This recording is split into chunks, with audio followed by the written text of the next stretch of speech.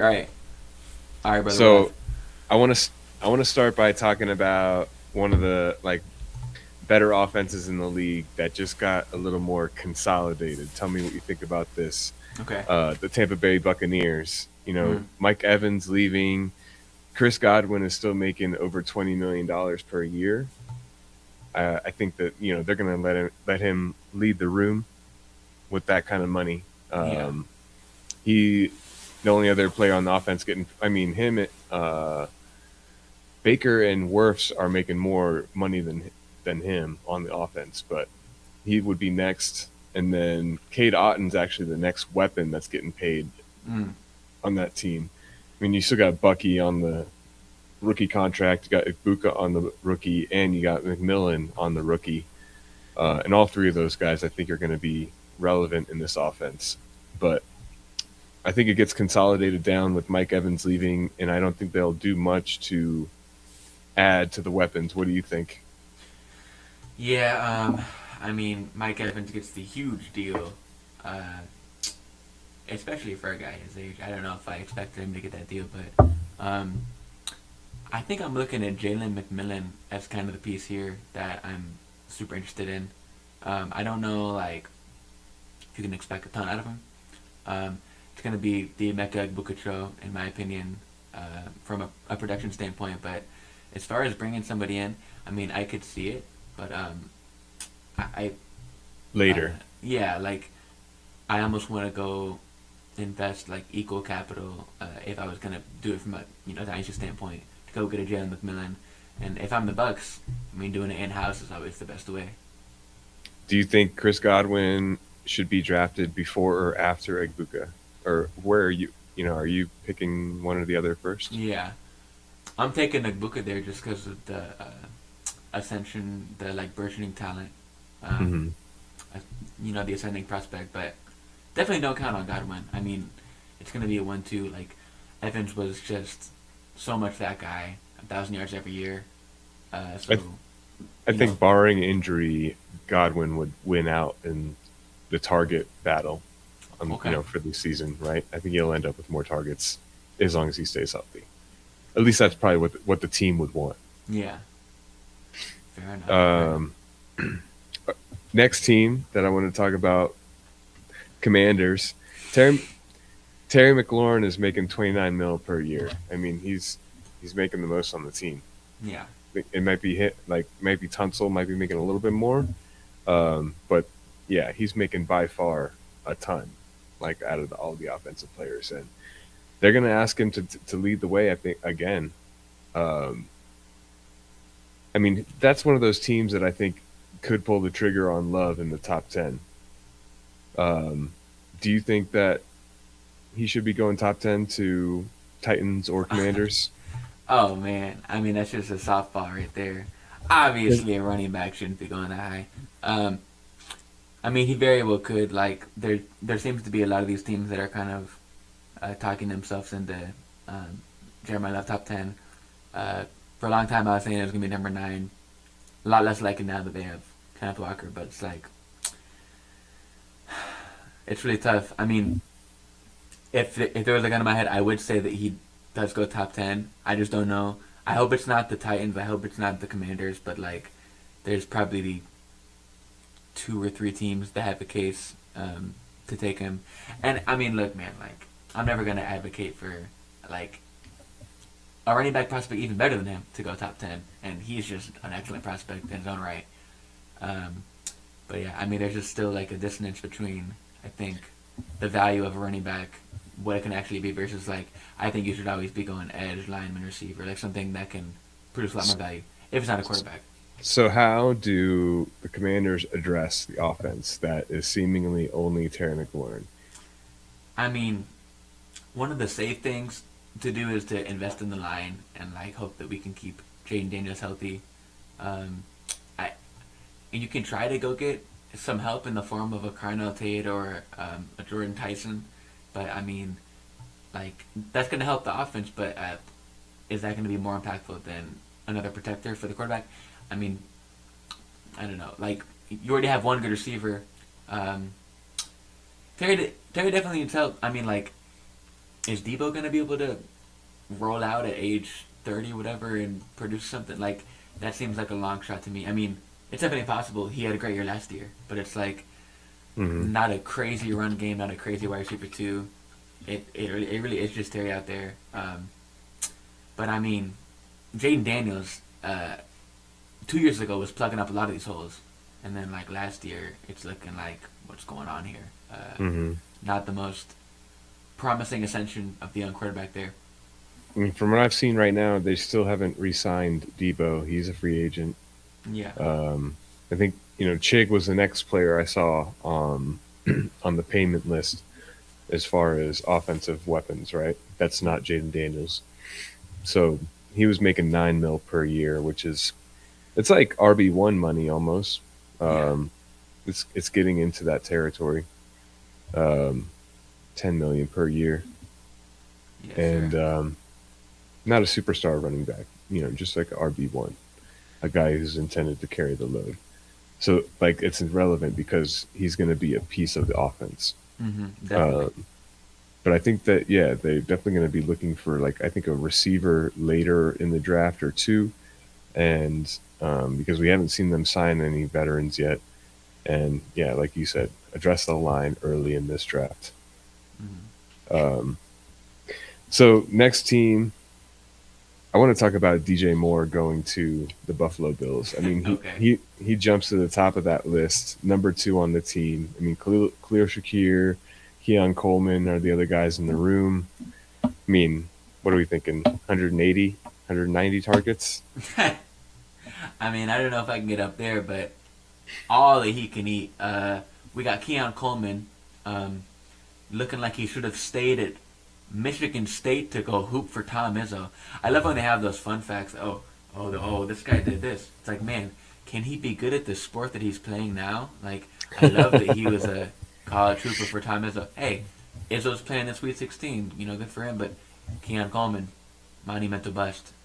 He's looking much more like a Xavier Leggett than at this point. And Hmm. I'm sorry for the Xavier Leggett tree, but that being said, man, Khalil Shakir, love the guy. Don't know if he's ever going to be a target hog. Dalton Kincaid, love him for fantasy, but so flawed. I mean, he might be a bum. We've seen that before. Um, End of life, DJ Moore. The corpse of DJ Moore. He could be pushing 150 targets. And it's going to be those 150 are going to be like 170, 180. Like you were saying, 190 because it's Josh Allen. Like, Hmm. the target quality of the 150 is going to be equivalent to the upper end volume of the league. So he like and like I'm saying only in like air quotes, but like he only needs to get to 140, 150 to really have like top five like receiver like in his outcomes. Hmm. Granted, he needs to stay healthy and he's been an Ironman and he needs to not show any decline in efficiency. But like DJ Moore going for 1,000 yards this year and 8 touchdowns and like maybe even like 1,200 yards and like 9 touchdowns, like that's not out of the range of outcomes for a guy that is easily in his best situation and has played a lot of good football in the past. He just needs to hold on to whatever he has left. You got to think that DJ Moore has more juice in the tank than like some of these guys that have produced like a Devontae Adams. Like Hmm. we're expecting Mike Evans to kind of like be the guy like going forward. Now, granted, those guys were better than a DJ Moore in their career, but like DJ Moore's still younger. Um, I'm very torn on him because like I could see him declining, but like he can decline and the quarterback play can still elevate him enough to where he's very fantasy relevant. So Yeah. I mean, like, how high is too high to draft him this season in redraft? One quarterback. mm, I want Is to he a say sec? right Is he a now, like, late oh, what do you second? say? I was gonna say, is he a late second or higher? I mean, like, I would probably say mm, I definitely want to go higher than that. Okay. Yeah, but like I can see the upside case. It's just like with these receivers, I don't want to be at the year where they're like falling off the cliff because like you could see like a heroic season for DJ Moore, but there's just a Hmm. little more risk like with him like changing teams and like getting like a little bit older than like I some other mean, guys in that range. let's just start like DJ Moore or T Higgins. I want Higgins for sure. Okay.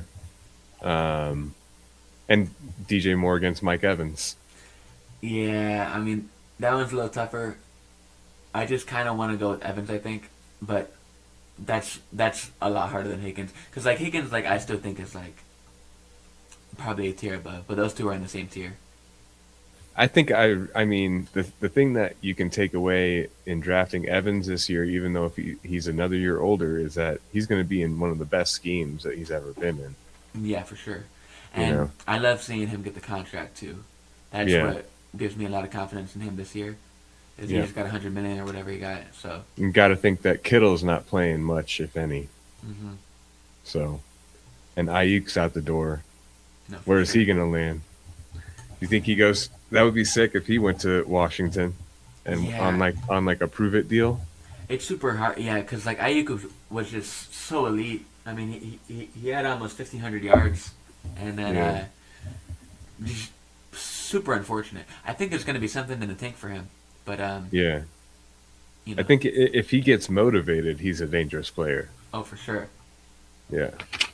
So we'd have to find out, see how he looks in camp. Definitely, like Yeah. wherever he lands. If there's like a strong drum beat in camp, yeah, I might watch out for Ayuk because he'll be at the very bottom of drafts, hmm at least to start out.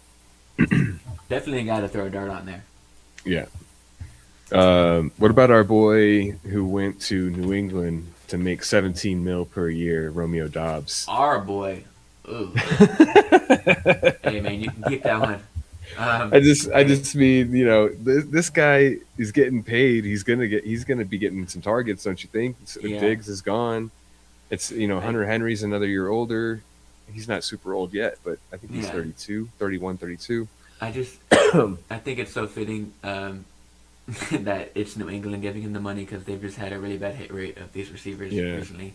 So does that mean that it's really just Kayshawn Booty time? It's got to be someone time because you got to think Drake May's not going anywhere. Yeah. Like I got a lot of faith in Butte if you want to be Butte. fancy. Um, Dobbs gets the bag. Those are probably the two leaders in the clubhouse, but don't rule out a post hype sleeper, Kyle Williams here. Don't rule Mm. out even a guy like Brennan Thompson, a guy like Bryce Lance. Jesse, do I need to start naming these random receivers that could come in and supplant? I mean, I love these. I love Dobbs. And hey, didn't Dubs go to Nevada? I love Reno. Okay, uh, there's that one Johnny Cash song, bro. I shot a man in Reno just to watch him die. You know what I mean? Like I love Reno, but I mean Guardian Cab Dobbs, man, I'm not feeling that. Yeah. I'm gonna want to throw a dart on whoever they're throwing darts on from a receiver standpoint. 15, 20 guys in this draft that could make an impact as a receiver. You got to think New England goes and gets one of them. That's what I'm feeling here. And hey, you know, Booty and Dobbs, and maybe even another guy, are going to be very draftable because like May's going to elevate. He's going to be the tide that raises the boat or whatever they say. I'd rather do more original references like the Nevada. But hey, what's your take on him, man? I just think that, following the money, he is making 17 million per year, but that is only 15th on the team, Mm, for context. Um, and May and Henry, they're both making 9 million per year. Obviously, May's still on the rookie deal. Um, who knows when he sees that extension? But yeah. the money would say that they lean into Dobbs at least to start with the game planning. Okay. I'm hearing you. Hey, I want to go back a little bit, because I would be remiss to not mention this. We kind of started this whole segue of the free agency talking about getting Terry McLaurin help. How about Chris Rodriguez, bowling ball running back, Mm-hmm. formerly Kentucky prospect, going into Jacksonville with a little bit of money? He might have a role this year. I just want to bring that up because I know at some point we're gonna talk about the Jags, and I wouldn't bring it Mm-hmm. up, or I wouldn't bring it up earlier, but Mm-hmm. I didn't. So um, I mean, if there's any team that's known for the bowling ball running back, I think the Jacksonville Jaguars would be the one. Boom. It's an identity, right? Gotta do it too. See hole, smash hole. Mm-hmm. Too easy. It's too easy out there. But yeah, man. Go. I I, mean, I think that he's intriguing. I think he makes a nice complement to what Bashal Tutin could bring to the mm-hmm. field. That's a nice, you know, lightning and thunder combination for real. Mm-hmm. So I think that he'll definitely have his role. I think it's going to be a grinder role, but I think that there'll be some touchdowns involved. Yes, sir. For sure. For sure. Um, Another player I think that we should talk about who he jumped into fantasy relevance last year when we were kind of waiting on him, wondering what he was going to do. Juwan Johnson down in New Orleans. Yeah. He is making over $10 million per year. He's 69% of that is guaranteed. I mean, he's a real receiving threat. Um, I think they invested in the run game with Travis Etienne, and yeah, I mean, I think he could be a big part of what they're trying to do.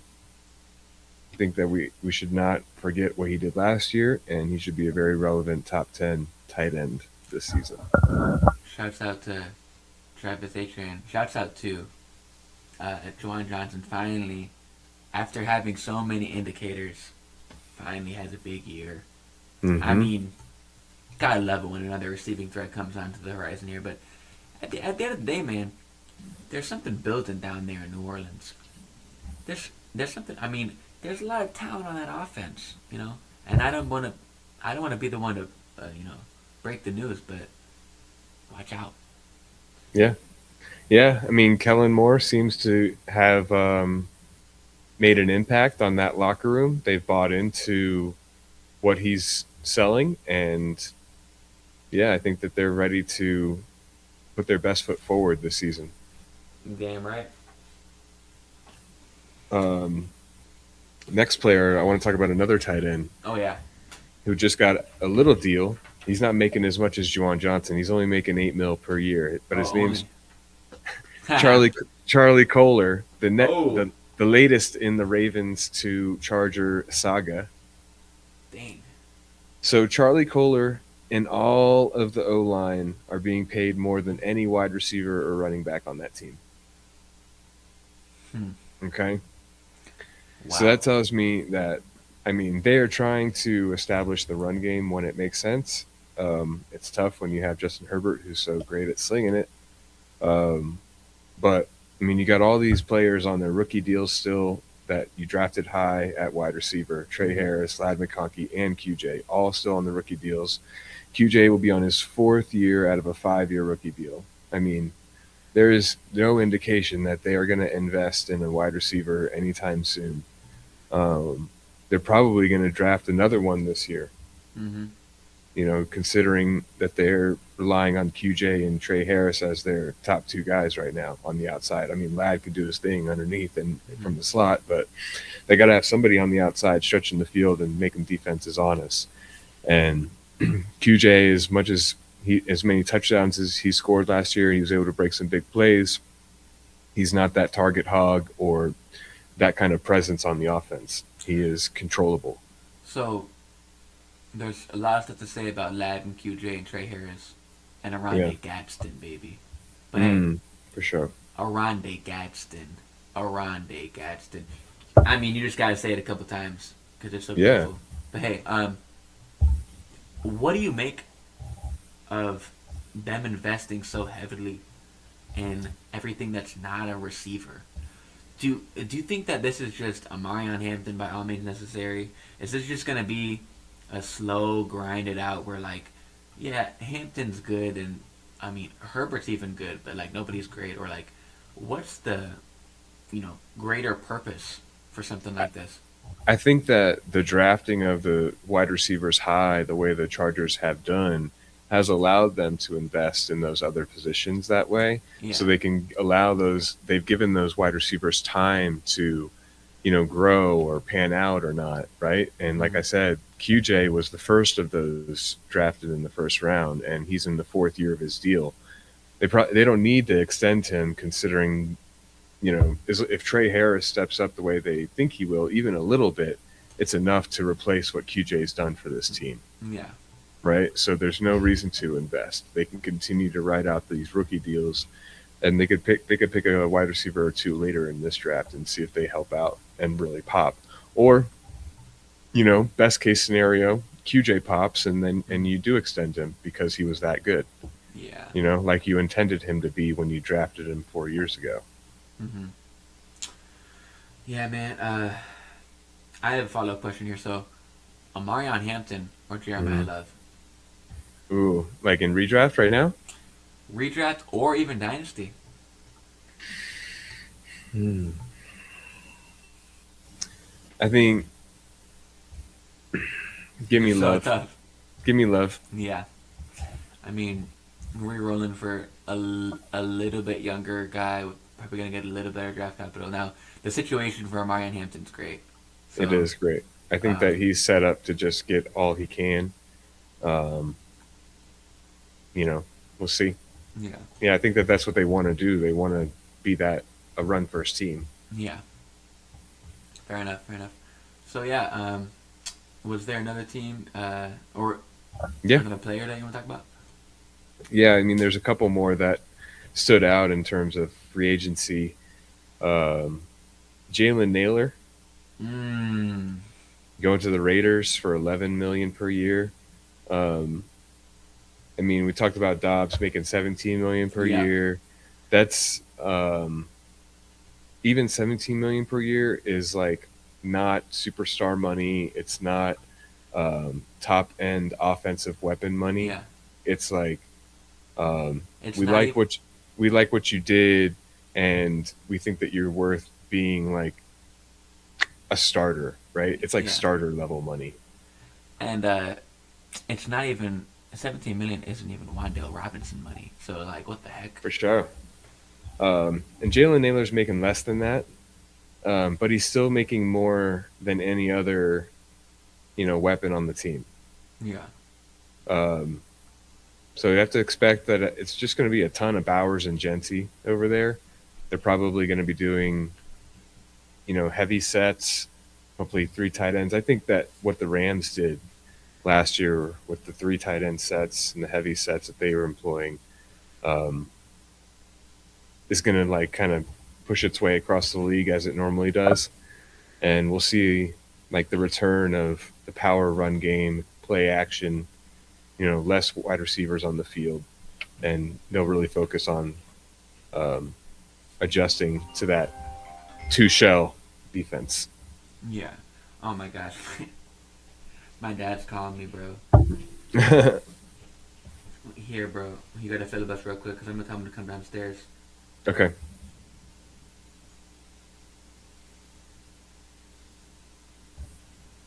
Oh my gosh. But yeah, um, Yes, definitely gonna be Bowers and Genty again. I'm a kind of lot of excited them. about the signing. I mean, like, Nader's gonna help out Mendoza. I was pretty excited to um, see him go there. It definitely gives him a chance at relevance. And I mean, it's just boggling. I mean, if you just look at Naylor and like let's call that 10 million, even though it's more. Let's call Dobbs 15 million, even though it's more. Hmm. And Wanda Robinson 20 million, even though it's more. It's like those baselines for that quality receiver is crazy, and they're making more than that baseline. It's like Hmm. so. I feel like just those three guys that we talked about are just kind of like it just shows how absurd the work it is. It does. Yeah, can't. I think that you can expect these guys to be in the game plan, but you can't expect them to take over a game. Wandale would be the exception possibly to any of those because he's shown that he can earn targets. Oh, for sure. I mean, Wandale, little little five five six Wandale, absolutely exceeding every expectation, and I mean, he's going to be pushing for probably a quarter of Tennessee's targets this year. I mean, like, Hmm. I love DK and Ale Manor. I love Gunnar Helm. But, like, he's the veteran there. And I'm kind of excited. I'm actually kind of excited for Tennessee. I hope Pollard and Spears are able to run it back and they're healthy because that's a pretty good duo. Mm-hmm. Um, and yeah, there's a lot to be excited about. I agree. We'll see what they do at pick number 4. Do you think I've heard people floated out there that they just cut Pollard and draft Love? I've heard that too, and it would obviously be a big mistake in my opinion. I mean, you gotta think there's like a lot more needs on a team. Like, sure, it's great to go get Cam Ward some help, quote unquote, but there's a lot of ways to get him some help. I mean, I'm sure he would love if there was a 15, 20 sack guy on the defense that was making his life a lot easier. Like, you don't Mm-hmm. need a running back to get your quarterback some help. You know, like, preposterous. Preposterous. You know what I mean? So, yeah. I mean, I Um, think they already added 2 linemen in free agency, from what I saw, and they paid him pretty good as well. So um, they did address the line a little bit. yeah. Um, I think it is a possibility, but yeah, like why create dead money to add a running back, Yeah. with a top 10 pick when you could just get another lineman. I mean, one of the exercises, or in the exercise of going through all the team's cap space and who they're paying, you realize that most teams are paying the linemen. Oh, yeah. Of the top 10, 8 out of the top 10 are majority linemen or edge linebackers. I mean, it's in the trenches. Yep, it really is. Um, so with that said, I want to talk about some guys who could help out the trenches. Uh You know, guys like Kenyon Sadiq, oh. Mm. the BMI monster. Talk about a good segue. Idaho Falls, Idaho. Kenyon Sadiq. I mean, you put the tape on, and the first thing that jumps out is this guy lives in the weight room. You know, he's eating good. Buddy got his No, Wheaties and he's a shitbrick house. he is something to behold out there. Mm-hmm. Easily outrunning linebackers on those seams, those drags, crossing routes. Forget about it. They can't hold on to this guy. Forget Um, about it. Stiff arm every time he gets the ball. He's putting his head down and running through guys, um, absorbing contact and churning through all the great things you love to see in a physical player with that kind of build. He knows how to use it. He knows what he's got. He's like, you know, he just wants to take you on one. Dude's a demon. Um, I saw him consistently make huge separation, in zones and beating safeties one. Just little head fakes and just totally taking them deep on the seam and creating, 10 yards separate. He's out there all by himself multiple times. Difference maker. Yeah. I think that, Moore is pretty good too. That helped out. Yeah. You could see that on the tape too. No kidding. Extending the play, and he was finding Sadiq quite a bit on those extended plays. So, yeah, I think he's a super intriguing prospect who looks ready to just be a tight end one on pretty much on a lot of teams, ready to kind of do it all in line, and he could slot out if he needs to, um, and really help out in offense. Who do There you you want to have see it. him? Who do you want to see him land with, and is he worthy of a first round pick in your opinion? A first round pick. Yeah. Yes. Yes. I do think so. He's, I mean, athletic specimen, as you've kind of stated, just pops off the screen sometimes there. Mm-hmm. Uh, Stower's more of a cerebral guy compared to him. Mm-hmm. And, I mean, Stowers leads Vanderbilt in catches, 62 grabs this year, former quarterback. Uh, he's a far cry from the athlete that Kenyon Sadiq is. And, I Mm-hmm. mean, sorry to throw Stowers under the bus there, but I love Stowers as a tight end too, but this is a tight end one. I'm not going to call him an elite tight end one prospect like we've had in the past here.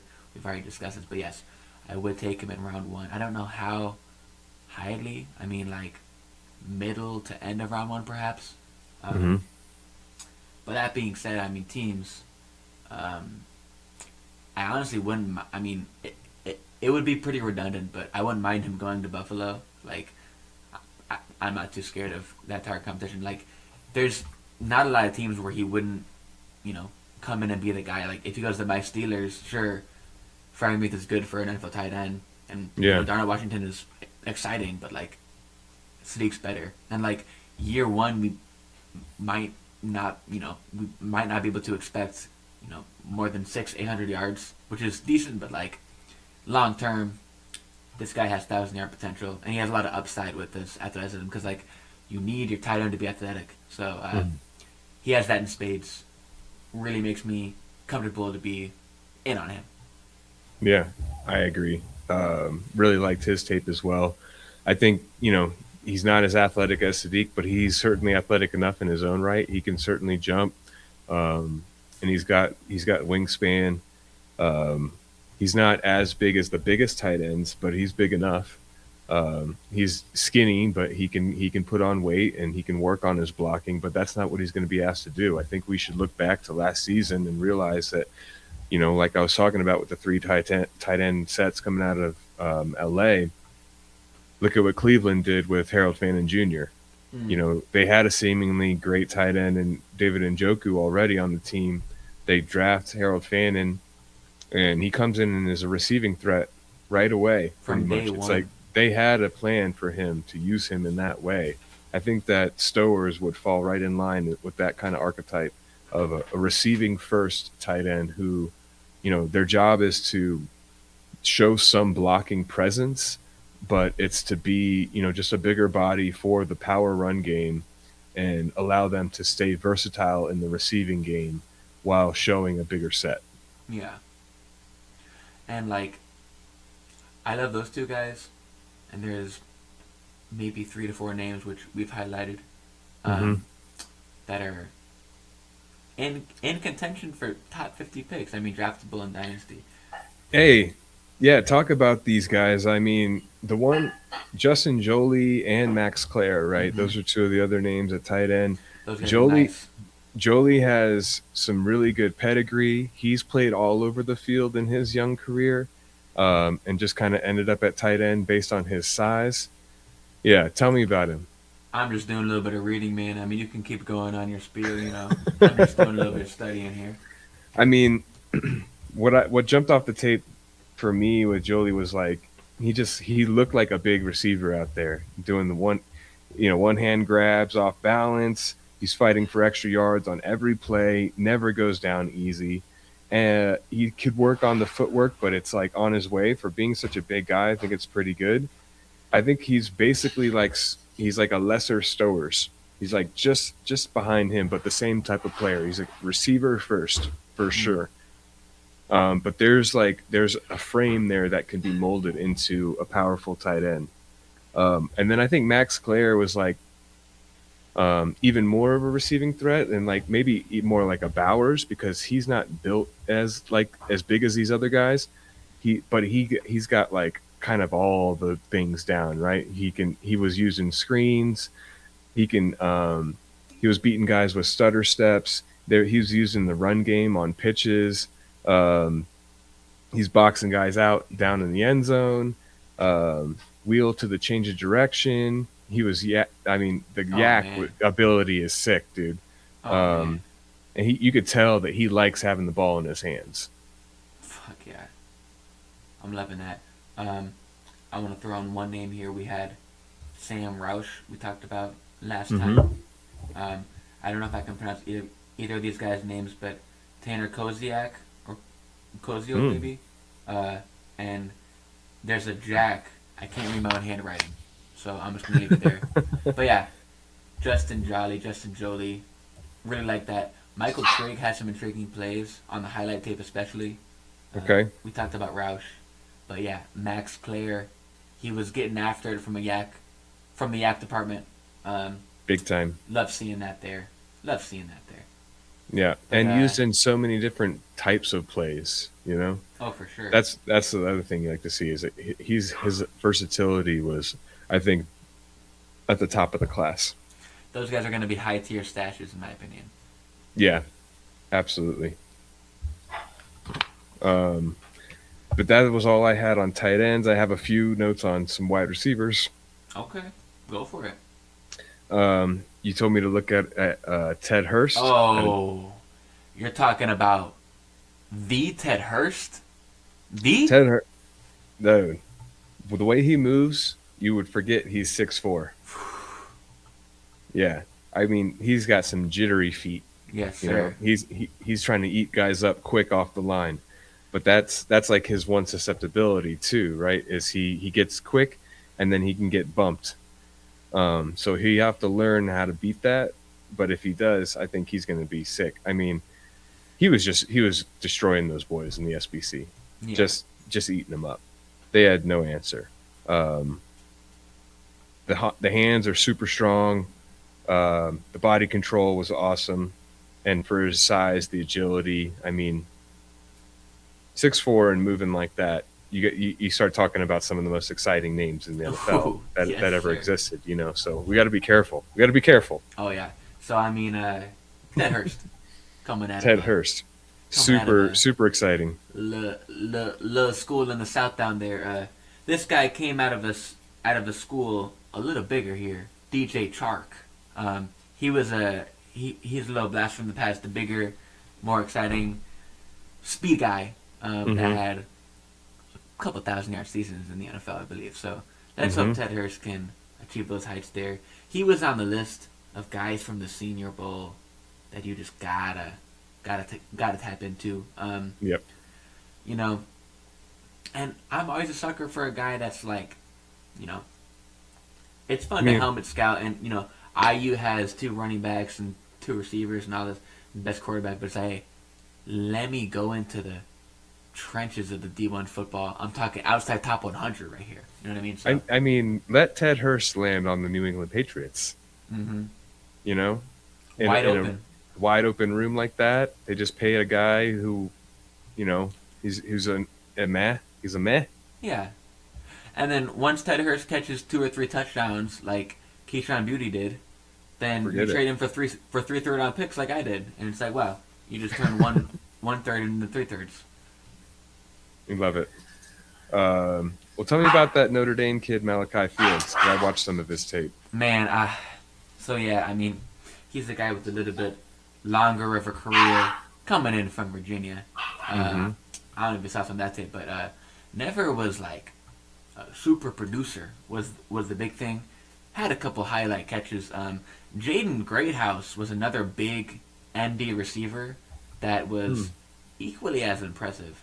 The steam for Fields is a little bit perplexing to me. I think like he's like a Chase Claypool type of guy. Like he's a Hmm. big body gonna go up and grab it.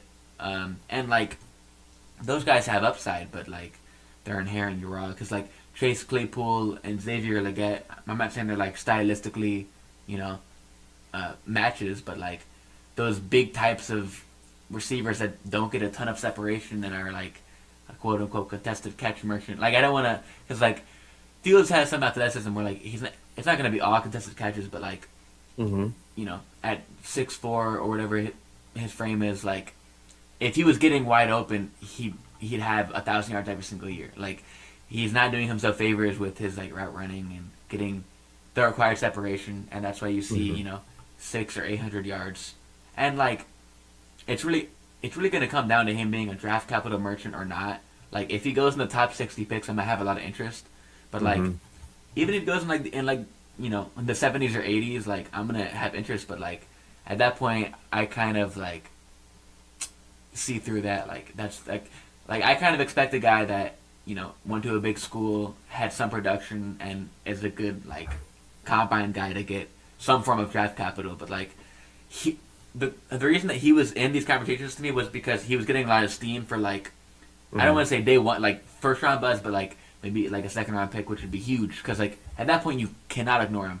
But Yeah. I was pretty underwhelmed just like being a Notre Dame fan and like watching him, these like past couple of years, and like he had his like fair share of plays and moments, but it was never like this guy is undeniably going to be on Sunday. So I'm going to be Hmm. really hoping he goes top 40, top 50, and then I'm going to have a lot of interest. And if not, he's going to be like kind of like these tight ends that we're talking about, where like it's more of a dart throw play. Yeah. I think that he plays strong. I think he played with like a lot of confidence.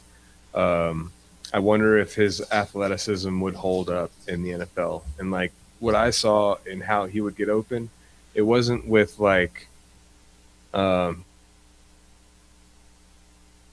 much that way. It was like he was very subtle at the like at the top of his routes when he would break off. It was very just like it was like a head fake to Ooh, get people, or like a just one small, a cut step, and then he would break. It was never like I don't know. He just wasn't putting guys in a blender the way you see like Drake London do or yeah, Jefferson do. Jefferson's a master at that. yeah. I mean, the routes per putting guys in a blender rate was certainly not there. Yeah. Now he wins like just on like he gets guys go like he'll be going fast and it's just head fake and then the other way. Hmm. It's very limited in how he breaks out. Um, but he does win with athleticism. So you have to see that how that holds up and whether he's coachable. Yeah, I mean, and it's a grown ass game. So like, if some coach sees, like he's a bright kid. I mean, Virginia is definitely like UVA is definitely no joke of a school, and then like Notre Yeah. Dame is even more prestigious. I mean, Yeah. Notre Dame is one of the most prestigious schools in the country, so it's like Yeah. he's probably got a good head on his shoulders, and like that's why he might be getting the steam. Like if he's doing like if he's just killing these fucking interviews, like you could talk Yeah. yourself into a top 50 pick, and then like at that point he's gonna be in my top 20, 24, and like even like tiny premium league because like Yeah. bro, there's just not a lot of guys that go that high, and he has some tools, but he's more of a guy to watch versus like someone that I'm intrigued in. Um, like wow, this guy's popping out, you know? I mean, Malachi. The best thing about Malachi Fields is once he has the ball, then he's a freaking beast. For You sure. know, he's doing spin moves and he's stiff arming dudes. He's putting his shoulder through them. He's looking for open space and cutting to it and extending the play even more than he Oh, for could. sure. Like once he has the ball in his hands, he's a fucking monster. So that is awesome about him. And that's probably maybe another thing that would get these coaches all pumped up. It's like, I'll just scheme him up. He doesn't need to run, all these types of routes. Yeah. Um, so we'll see, man. I think he's super intriguing. I find him more intriguing than Chris Brazell out of Ooh. Tennessee, who I think is also another bigger player, probably more of a downfield threat, but not as fast, not as strong, doesn't have the lateral agility. He's not as much of a yak guy, but he has like good ball tracking skills. And he's got some decent hands. So maybe he could grow into a player. He is pretty big already, and he plays big. Um, but I don't know. I think that I'm very on the fence for Brazil. I think he would need to be land on a team where he's going to get like featured right away or like have an opportunity right away because I don't think he's going to beat out anybody who's already NFL starter caliber. Okay, fair enough. Um, do you have a take on Chris Bell by chance? Yeah, Bell should have been a first rounder. Yeah, for Should have been sure. a first rounder. I think I mentioned it before, but I see it like he's very Des Bryant in my opinion. He uses strength and speed in the best kind of way, Yeah. right? He'll push dudes off real fast and be able to stop on a dime and then end up having 6 yards of separation. Um, I think that he had strong hands. He's able, athletic enough, fast enough, can jump enough. He's smart enough to run all the routes. I think he was super well rounded. Mm. Short, intermediate, deep in the field. He was doing it all. He's not afraid to go over the middle. He was a target hog already in college, so you know that he has that ability going into the next level. Um, yeah, I mean, I saw him run pretty much every type of route. Um, I think discount alert. Mm. That's the note I wrote. Yeah, sure. I mean, if he's coming back to anything close to full strength, Brody is not in these conversations. He is clearing all these guys. Gotta love him there. Lots of Yeah. production there as well. I Um, mean, where have you done any rookie drafts yet? Do you know where he's falling? no, I don't know. I mean, And if he's getting outside of the first round of rookie drafts, you got to be mm, licking your chops. I mean, I think, yeah, like I don't think anybody has him probably even in the top 15, honestly, bro. Which is yeah, which like, if you're just looking at who he is as a player, that's preposterous. Like I'm he, telling you right, fam, whoever's listening, do not draft Ty Simpson over Chris Bell. oof. Smack yourself. I've been All trying right. to tell people not to draft. Bro, I posted this short and I was like, don't draft Ty Simpson. And then this guy was like, says you. What do you know? And then I added Stick Stomper, but like you can't add people on YouTube, and I was like, at Stick Stomper says he sucks. But yeah, I mean, man. I mean, if half your tape is throws behind the line of scrimmage, dog, like, come on, come on, brother. come on, man, come Come on, on, brother. man. You know what I mean? So, I can't even do it. I can't even do it. dude, this is just a totally random name. Have you heard anything about a Eric River? Eric Rivers? I haven't. Tell me about Eric Rivers. Is that Well, Philip Rivers' third son? oh no, man. I actually want to tell you about this guy from Ole Miss. Actually, Okay. the Juwan Stribling. He's from Hawaii. Uh, Hmm. so he comes in right, almost 15 yards a catch. Nothing crazy, nothing crazy. On the Trinidad Champless squad here that won all these games, um, I look at him and like he's kind of like Deion Burks in this aspect, where like Deion Burks had a couple good years at Purdue with not on the Max Clear teams, but like around the time of Max Clear. They had a similar arc as we've talked about. Mm-hmm. Stribling, nothing really pops off the tape. He gets downfield. I mean, we're looking at about 6'2", maybe 200 plus. So like, he's kind of in the same mold as these guys that we've been talking about. Like, Bell's a bigger body, Fields is a bigger body. Like, he's not quite this size, but I mean, if I'm gonna compare him to like Deion Burks, like they both had pretty good years this year. Stribling actually had over 800 yards, which clears anything that Deion Burks ever did. But Burks generally gets better draft capital than Stribling from what I've seen. But those are just two guys. I know I've kind of mentioned Burks, but Burks and Stribling, two bigger time SEC products that might be worth a third or fourth round shot in rookie drafts. And I want to mention two more SEC guys that I've kind of had paired together that I've soured on one guy and I've gotten better on one guy. I think Jeremy Bernard is worthy of discussion. I like him. He's some he's someone that I would look into if I were you. I would compare Jeremy Bernard and Zachariah Branch because I think Mm. the consensus around Bernard and Branch has been similar, but from what I've read, I have more confidence in Bernard to be more of that guy than Branch. But I do like both those guys. So Branch and Bernard are kind of in like, let's call them a tier, and then Deion Burks and DeJuan Stribling are kind of in a tier. Those two guys are gonna go a little bit later, but yeah, those are four SEC receivers. Just I mean, if we're gonna talk about rookies, that I just kind of want to throw in, and this is pseudo SEC Clemson because they're always playing SEC teams in the championship. Um, Adam Randall has gotten some hate. He's a former receiver that's a running back, so those are always intriguing to me. But like, there's been people that have said that he just looks out of place because he's kind of like a tweener, which is like an NBA term, but like he looks like a college athlete out there. But like, there's been some criticism of him as far as like he doesn't look like a running back or a receiver. He just kind of looks like an athlete out there, you know. So um, I just named five guys and didn't give a strong take on any of them besides Bernard. But yeah, that's my little ramble spiel there. I love it.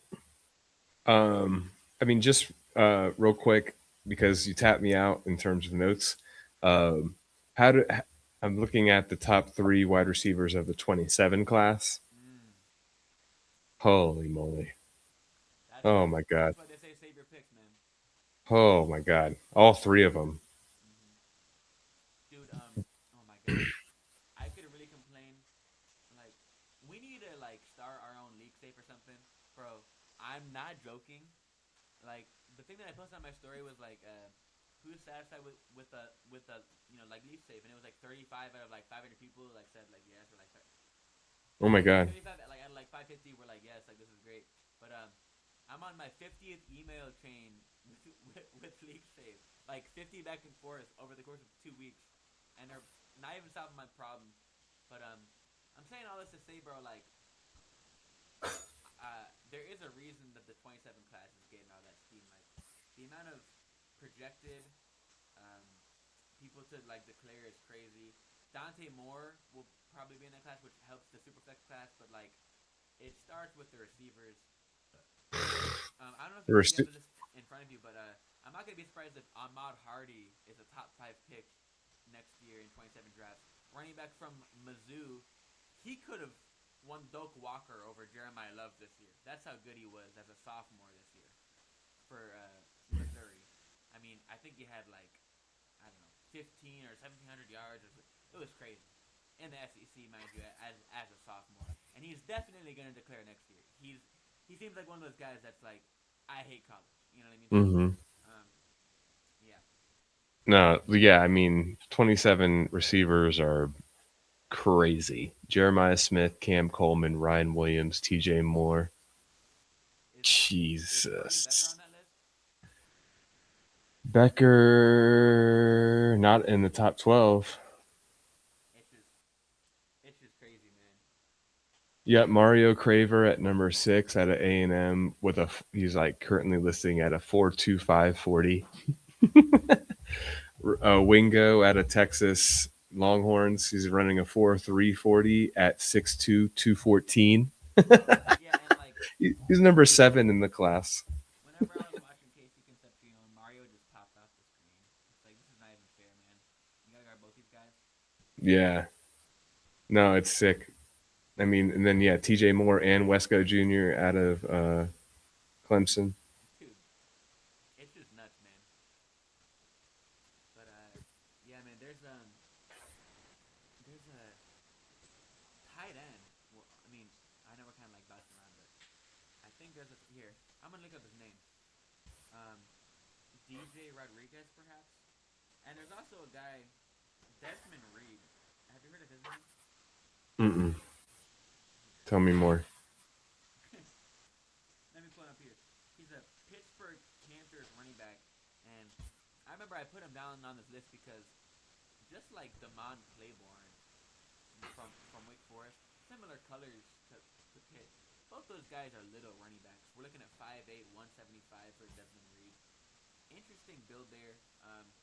I just kind of like look at like one of those guys is like it's hard for a linebacker to keep up with a guy like that in space. So like there's some pass catching upside, and if you can weigh in, more than 175, and I think you can handle some carries if you're a guy like Desmond Reed. I Mm-hmm. look at him; he had almost 1,000 yards this year, or I mean, as a freshman. So didn't have a full year this year, and so he was kind of like underwhelming. But that's kind of like to like keep an name on because as a freshman, I believe a true freshman too, 1,500 yards at Pitt. So and I'm kind of a sucker for like small running backs that are just kind of like bowling ball type of guys. There, I mean, 175 is not a bowling ball, but like you're smaller, your BMI is more bowling baller. Mm-hmm. You get my drift there. For sure. But yeah, man. Is there any take as far as like if you if you had to put a role on Bashaw Tootin and Chris Rodriguez, like what their split is gonna be like? I just want to get your take on that here. I got to think that they're adding somebody else to that mix. Yes, It yes, can't be a straight 60-40 for those two guys. I mean, unless, Rodriguez hasn't shown the ability to hold up to a heavy workload yet. He would have to take a step forward in that regard to break into being a 60% kind of player. yeah. So I don't see that happening. And I don't see Tootin being ready to handle even 40%. So I think we're looking at adding another guy and they go 30, 30, 30. And I mean, people are gonna be all up in arms about Bashaw Tootin's been inconsistent with that. Like, I feel like people are really steaming him up right now, but they haven't. No, I mean, how surprised are we gonna be if they go add one of these Penn State running backs and just get for mossed? sure. Absolutely. I think there's quite a few names you could throw into that team. Emmett Johnson being one of them. Mike Washington Jr. being one of them. Yeah, Katron Allen or Nicholas Singleton. Um, yeah, any of those guys getting added to Jacksonville would jump to the top of the list.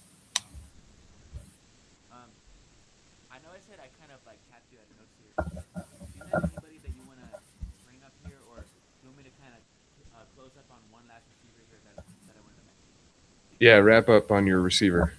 So I feel like this is. I mean, and I'm looking at my handwritten notes, and I'm almost out. But I think I can stretch out one more podcast with them, because a guy like Kevin Coleman. So I got Kevin Coleman and Josh Cameron written down, and I want to bring up Kevin Coleman as a receiver, because he's played at three schools, and we've mentioned guys from all of them. He's played at Louisville, as the locals call him, Louisville, Mississippi State as a sophomore, where he goes for almost 1,000 yards as a sophomore.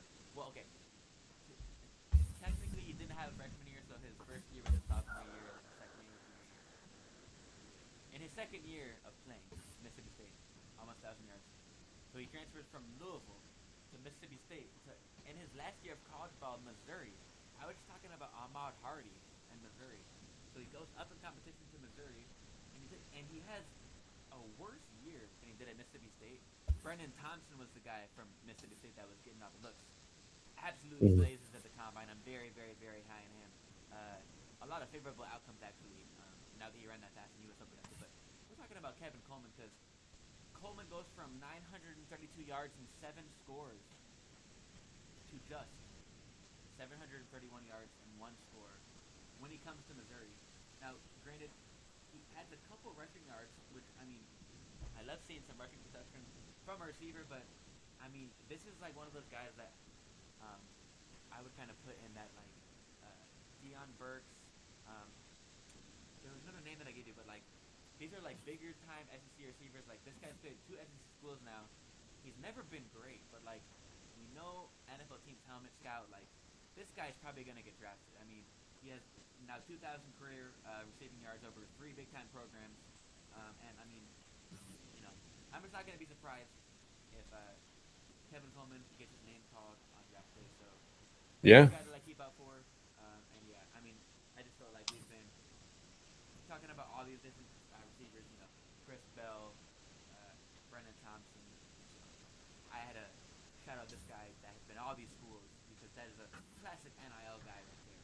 So Kevin yeah. Coleman. That's a good shout. I mean, the measurables aren't great. He's smaller at 5'10", 179, so probably getting bullied in the NFL.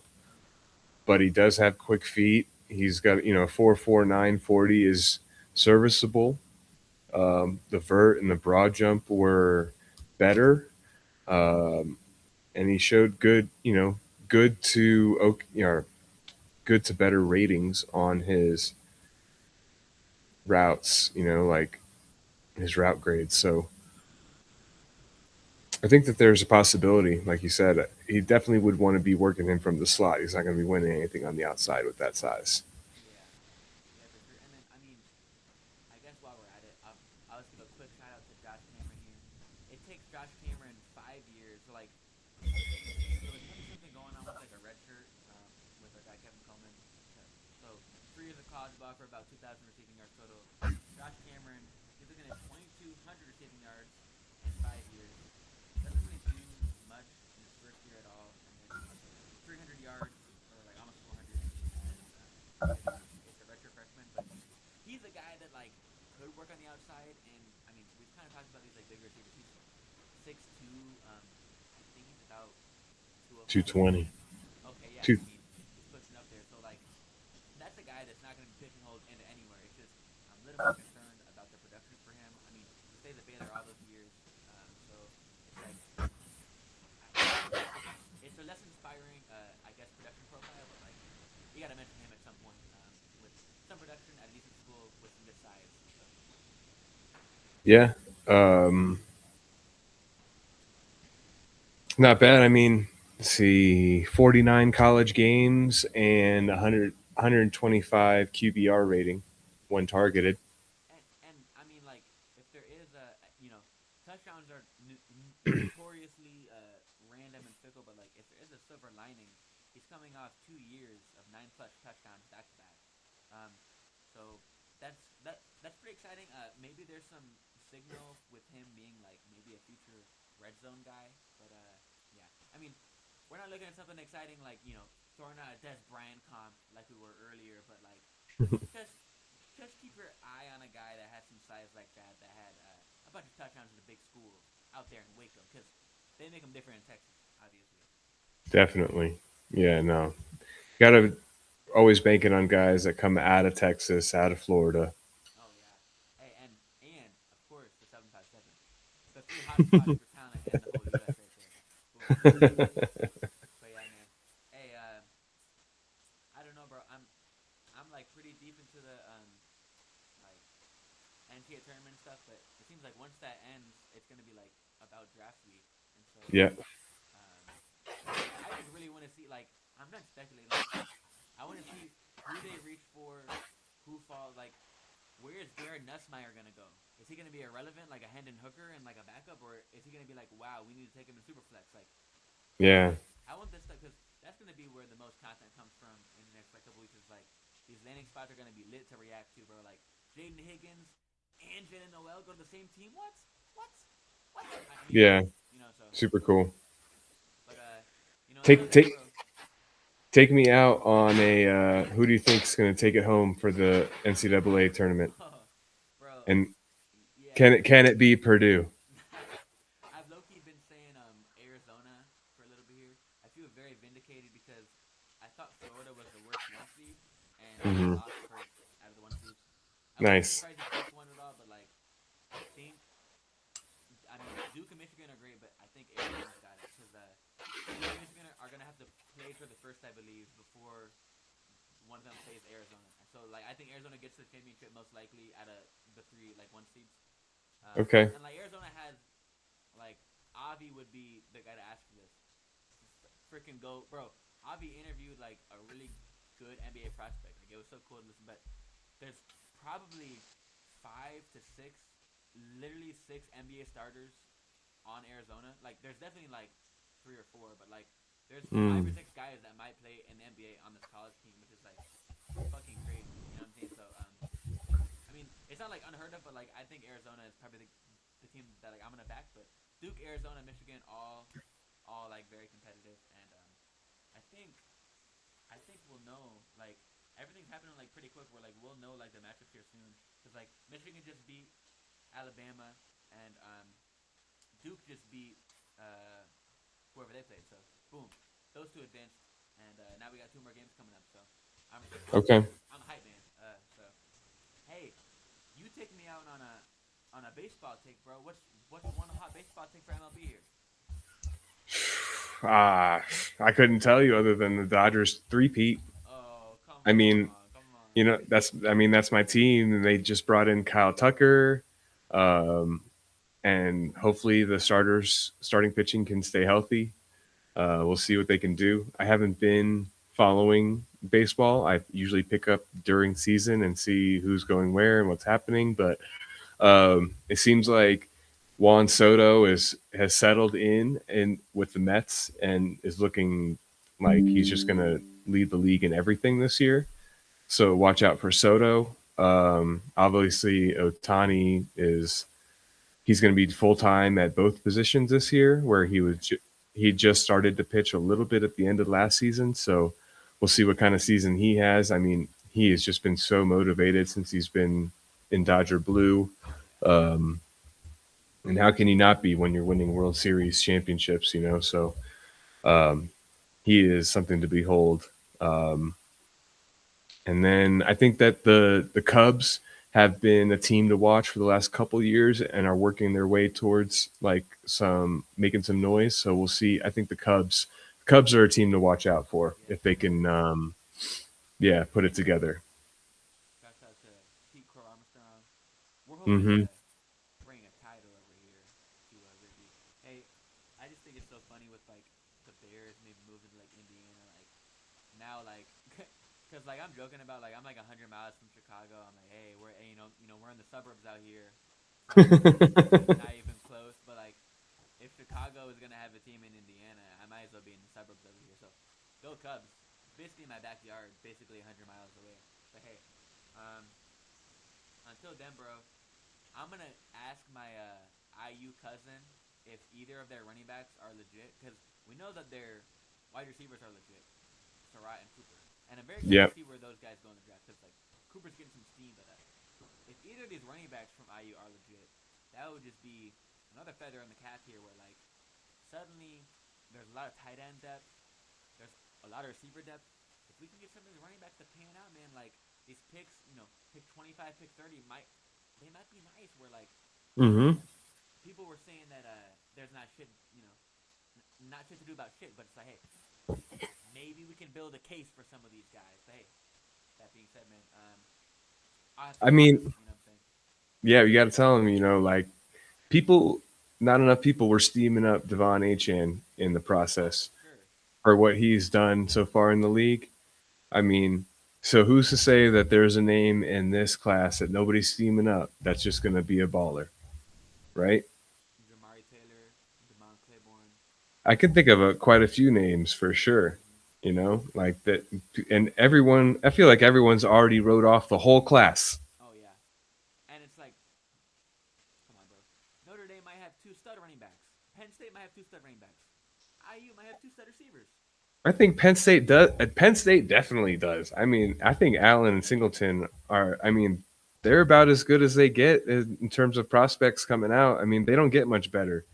I mean, you could ask for more maybe on tape, but in terms of like a physical specimen and shown you like what they can handle in college and been at a top program and won I'll take all the things credit like for those guys, man. shit, bro. Those guys are ready to play. I'm telling you right now, they're ready to play. They're gonna take over whatever room they land in. I mean, I mean, Allen there's only a Robinson handful probably that should have can't. some amount of production, and like Mm-hmm.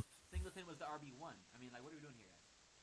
Yeah, and they're like being talked about as like the fifth and sixth guys in this class. Brother, Come on now. There's gonna these guys. These picks are relevant. They are worth something. damn right, brother. All right, but yeah, let me let's poll the group chat and get some names that they want us to talk about because I want to see who they want me to look into Yeah. Hey, we'll have to holler at them, and I'm gonna holler at you before the NFL draft because for it's sure. approaching, and then we'll have so much, infinite wealth of content to talk about, man. Can't wait. All right, brother. Hope you have a good weekend. Hey, man. You too, bro. Have a nice Talk day. to you soon. All right, catch you later. Peace.